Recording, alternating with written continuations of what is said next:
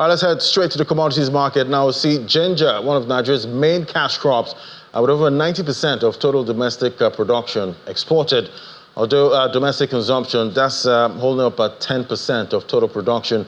Ginger is still a food spice in Nigeria's diet. However, while food inflation, that sits at 40.53%, domestic price of the commodity, that's ginger, that surged 275% in the last 2 years. 45,000 naira per 50 kg bags. That was in 2022, we had about 12,000 per kilogram, but now we're seeing at 40,000 naira. Joining us now is Tomiwa Ajewole, analyst at FDC. Great to have you. So what's responsible for this price increase, outstripping food inflation rate?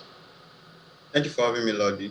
Yeah, at this point, increase in prices of food in Nigeria is not news, but 275% in 2 years is a lot, and this is because just in September 2023 there was a major fungal epidemic in Kaduna, and Kaduna is where 80% of Nigeria's total ginger production is carried out, and this fungal outbreak was massive. It affected about 2,500 hectares of farmland, and crop losses amounted to about hundreds of millions of nairas. Many farmers went into debt. Some lost their means of livelihood, but basically it affected supply, and this was the reason why prices skyrocketed currently to what it is. And also, as farmers went into debt, they don't have the capacity to begin to prepare for the next planting season, which is usually between this May to September. So there's even prospect that supply is going to remain low. But the good news is that the National Development Agricultural Fund in Nigeria just about last week, finalized plans to provide about 5,000 farmers in Kaduna with inputs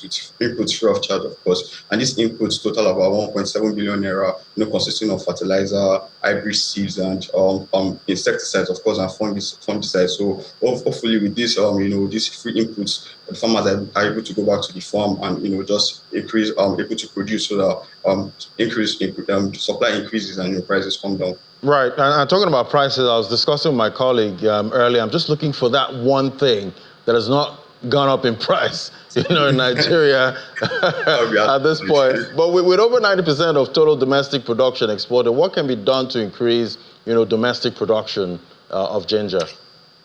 Just using this Kaduna case as an example, what we see usually in Nigeria's agricultural sector is, there's a relatively low level of education or low level of human capital in that sector. We've had cases where farmers, excessively use all these pesticides with the main idea that the more they use, the more the fungi die and the more their crops grow. I know there's a risk of putting too much, which can damage the crop. So obviously, we need to increase the human capital in our agricultural sector. And these are what agricultural extension services are for. And Nigeria has a lot of agricultural extension services, but at this point we need to begin to track and evaluate their performance to see if they are actually working putting in the work and is bringing out results.